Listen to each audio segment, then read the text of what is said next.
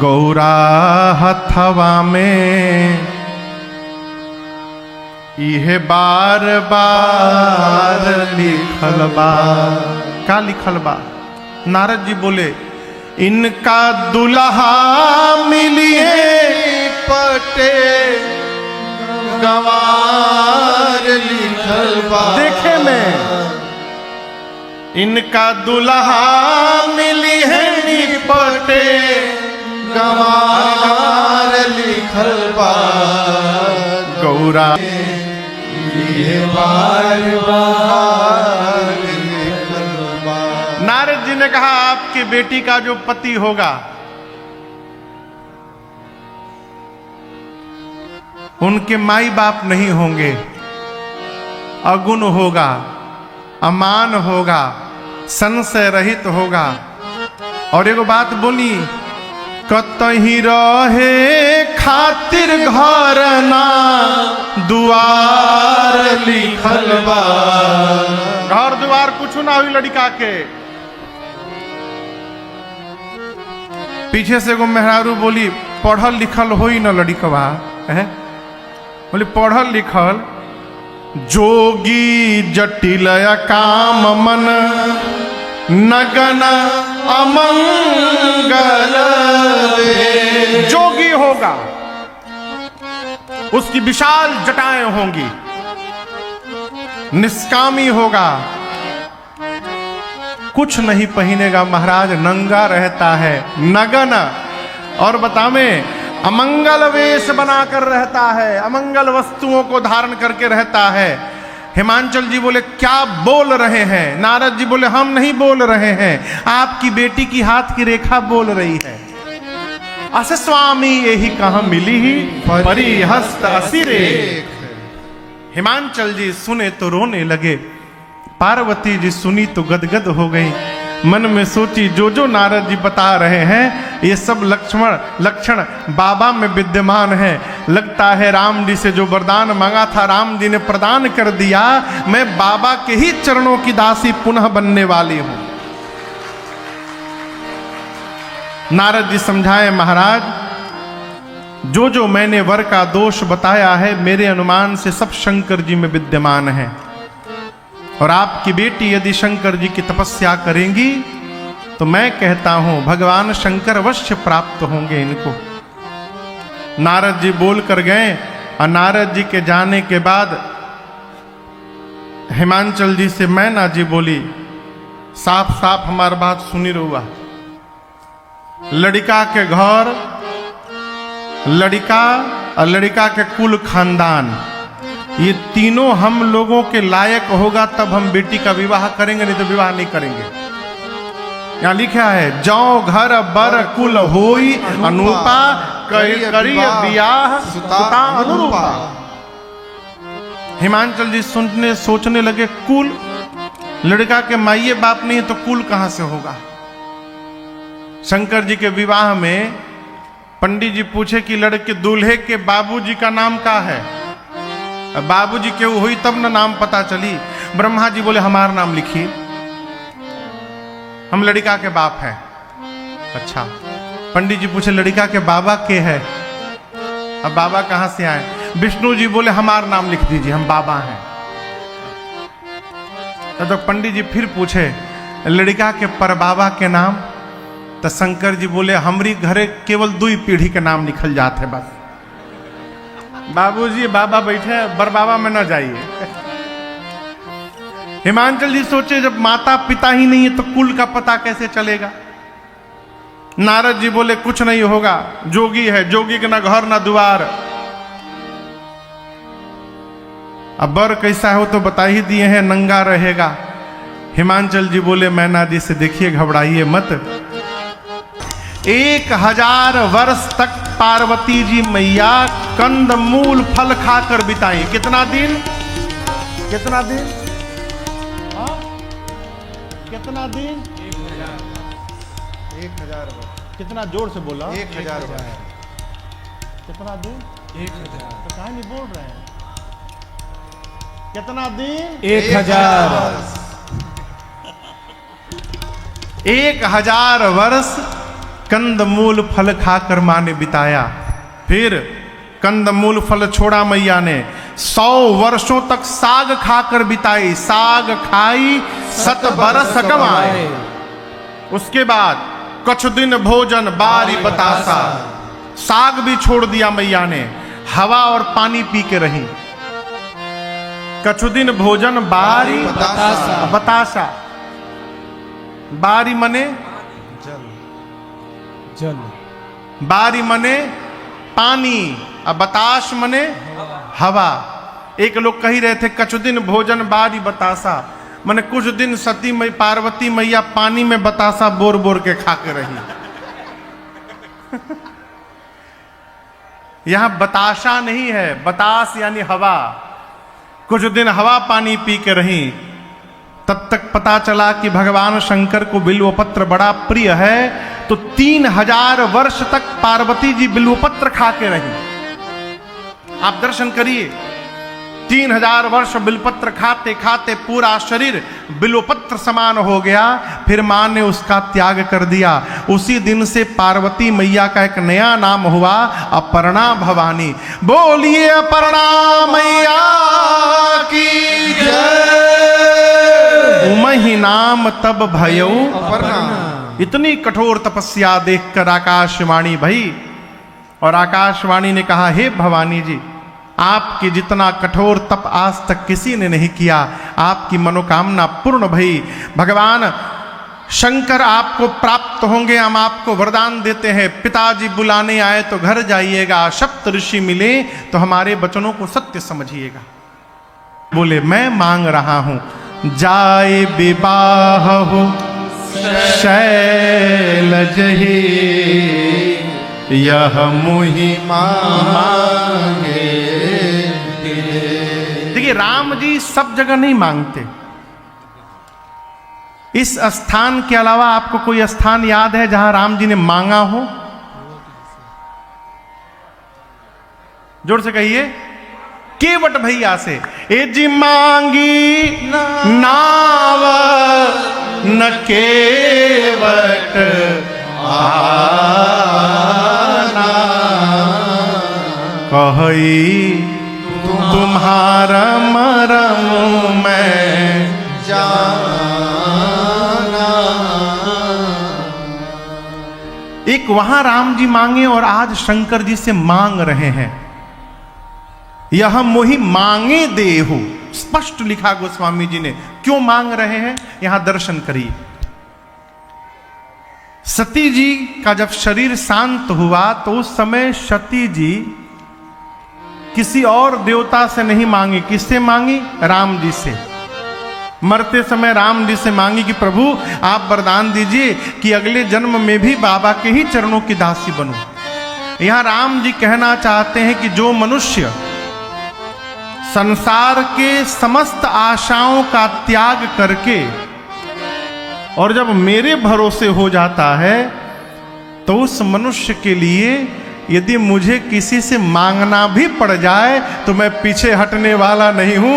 उस जीव के लिए मैं हाथ फैलाने को भी तैयार हूं। राम रंग अंग अंग रंगिए, जाहि विधि राखेरा वाही विधि रही। आशा रघुनाथ जी से, अरे आशरा इस जहां का मिले न मिले, मुझे तेरा सहारा सदा चाहिए।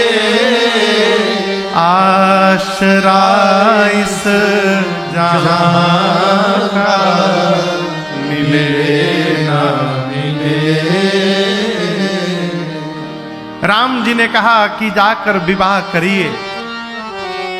शंकर जी बोले प्रभु उचित तो नहीं है, लेकिन आपने कह दिया है नाथ, इसलिए आज्ञा सिर पर नाथ। आपकी आज्ञा सिरोधार्य है प्रभु, आप जो कहेंगे वही करूंगा। राम जी अंतर ध्यान भय। शंकर जी ने यहां सप्तऋषियों को भेजकर पार्वती जी के प्रेम की निष्ठा देखी और एक बात मैं आपसे कहूं, निष्ठा सदैव अपरिवर्तनीय बना के रखिए। मानते हैं तो मानते हैं, अब उसके लिए जो हो जाए सो हो जाए, है? ये नहीं कि आज यहां है तो कल वहां है, परसों उनके गुणगान में, चौथा रोज उनके गुणगान में। ये सतभतरा कार्यक्रम ठीक नहीं है। गलत तो नहीं कह रहे हैं भाई? पता चले कि हम कहां हैं। अपने इष्ट में निष्ठ रहिए, यही निष्ठा एक दिन समाज में आपको प्रतिष्ठा प्रदान करा देगी, ये सूत्र कहता है। पार्वती जी को जाकर सप्तऋषियों ने अनेक प्रकार से लालच दिया। आप किसकी तपस्या कर रही हैं? भीख मांग के खाते हैं। उनके घर में गुजारा हुई, हम आपके लिए बहुत सुंदर दूल्हा लाए हैं, विष्णु भगवान। पार्वती जी ने कहा, सुनिए, आप कह रहे हैं, अगर शंकर जी आकर 100 बार कहेंगे तब भी मैं उनको भूलने वाली नहीं हूं। निष्ठा बन गई तो बन गई। मुनियों ने आकर मां की निष्ठा बाबा से बताई। बाबा आनंद में आए, और इतने आनंद में आए कि फिर समाधि में चले गए। अब कब लौटेंगे 87,000 वर्ष बाद, कि वो भी उससे भी आगे किसी को नहीं ज्ञात। इसी मध्य एक दैत्य ने जन्म लिया जिसका नाम था ताड़कासुर। वरदान लिया ब्रह्मा जी से तपस्या करके, शिव जी के शुक्र को से जो संतति जन्म ले वही मुझे मारे। शिव के तेज से उत्पन्न होने वाले पुत्र के हाथों मेरी मृत्यु हो। ब्रह्मा जी बोले तथास्तु। ताड़कासुर सोचा, शंकर जी की पत्नी है ही नहीं, जल चुकी हैं, और समाधि में है, न बेटा है, न मैं मरूंगा, मैं अमर हो गया। लगा देवताओं को मारने। देवता पहुंचे ब्रह्मा जी के पास। इंद्र ने कहा, प्रभु ये मरेगा कैसे? इंद्र ने कहा, ब्रह्मा जी ने कहा, ऐसा ऐसा वरदान लिया है। इंद्र बोले, फिर तो मर भइल। ब्रह्मा जी बोले, नहीं, पक्का मरेगा। कन्या तैयार है विवाह के लिए, अब आप लोग केवल दूल्हे को तैयार करिए। इंद्र बोले, इतबाद में मारेगा। वो समाधि में बैठे हैं बाबा, जो जगाने जाई बाबा पहले मुँह आदि हैं ओके। ब्रह्मा जी बोले, आप लोग न जाइए, कामदेव को विदा करिए। कामदेव का आवाहन हुआ। कामदेव सुने, मन में सोचे, शिव को समाधि से बाहर लाना अर्थात मृत्यु को निमंत्रण देने के बराबर है। परंतु यदि देवताओं के कार्य में प्राण भी चला जाएगा तो कोई बात नहीं है, जीव हमेशा सतत संसार प्रशंसा करता रहेगा। ऐसा मन में विचार करके कामदेव चले। 2 दंड समय लगा। 2 दंड में पूरी सृष्टि काम के वशीभूत हो गई। धरी न काहू धीर सब कर मन मनसिज हरे, जे राखे रघुवीर ते उबरे तेहि अपनी कलाओं का प्रभाव दिखाते हुए कामदेव जब कैलाश पहुंचे, अप्सराएं नृत्य करने लगी।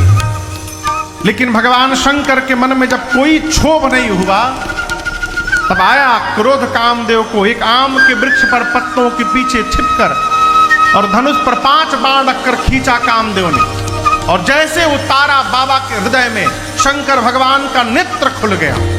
बना सुनु निज मिलाना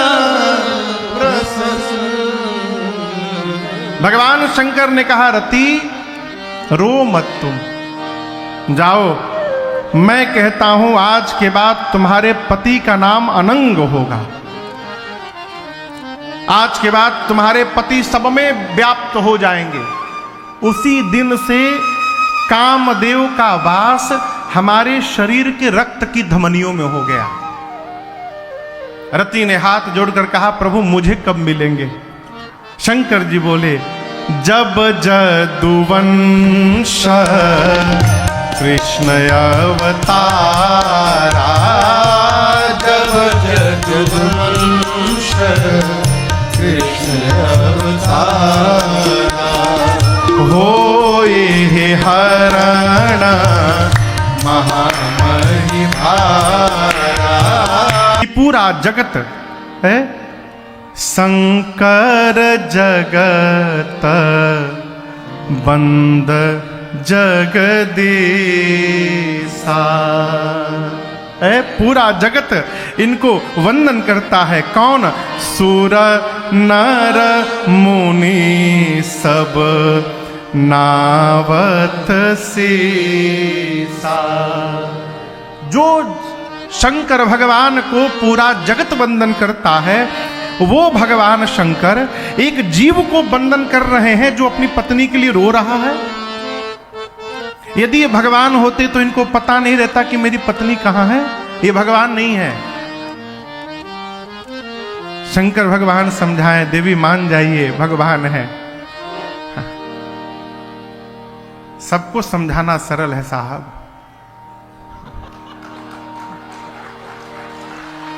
हम कुछ बोले नहीं है अभी। लगत है सब एक ही बीमारी के बीमार या बैठे हैं।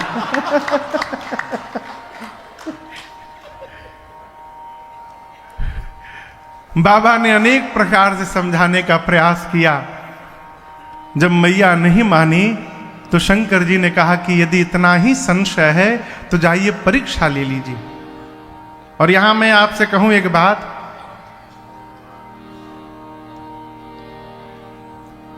किसी भी व्यक्ति को दीपक बाबू एक बार, 2 बार, 3 बार समझाइए। राकेश भैया, बड़े काम की बात है आपके लिए। हाँ,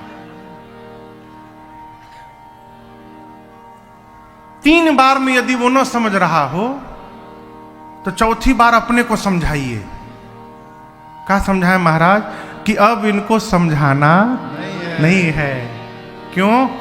अब होई ही सोई जो राम रचि राखा। काहे के लिए दिमाग लगाओ कि है को करी तरक बढ़ावे साखा। भगवान शंकर ने कहा यदि आपके मन में इतना संशय है तो कि न जाई परीक्षा ले हो। आप जाइए, परीक्षण करिए। मैं इसी बट वृक्ष के नीचे बैठा हुआ हूं। सती मैया आ गईं और भगवान शंकर भजन प्रारंभ कर दिए। कोई घरवा में बात ना माने तो आप हो भजन बढ़ा दीजिए। क्यों बढ़ा दीजिए? एक तो भजन से मन को शांति मिलेगी, और दूसरा हो सकता है आपके भजन के प्रभाव से सामने वाले पर जो कष्ट आने वाला है उसमें थोड़ी कमी आ जाए। दोनों तरफ लाभ हो जाएगा। बाबा भजन करने लगे। सती मैया सीता मैया का रूप बनाकर राम जी के सजवे चली गई। सती मैया सोची ये तो भगवान है नहीं, सीता देखकर दौड़कर चले आएंगे। और राम जी ने जैसे सती मैया को सीता जी के रूप में देखा, राम जी हाथ जोड़कर प्रणाम करके बोले, मां बाबा कहां है? आप अकेले घूम रही है मैया। कहे वो बहोरी कहां वृषकेतु, विपिन अकेली फिरहु के ही हेतु। जैसे सती मैया ने भगवान के श्रीमुख वचन सुने, मति चकरा गई हो, अपने अपराध का बोध हो गया और बिना एक शब्द कुछ कहे लौट कर पहुंची है शंकर भगवान के पास। और बाबा ने सीधा प्रश्न किया, देवी लीन परीक्षा कवन विधि, कहु सत्य सब बात। यहीं से पूरा प्रकरण प्रारंभ हुआ। बाबा ने कहा कि देवी सत्य बताइए, आपने कैसे परीक्षण किया? लेकिन आप दर्शन करिए, मेकअप करने में जितना कष्ट नहीं होता उतना अधिक कष्ट हमसे कोई बता रहा था, इसलिए मैं बता रहा हूं। अब ये ना समझिएगा कि हम मेकअप वेकअप करत है। पहले हम भाई अपना क्लियर बता दिए कि कोई हमसे कह रहा था, महाराज मेकअप करने से ज्यादा समय उतारने में लगता है।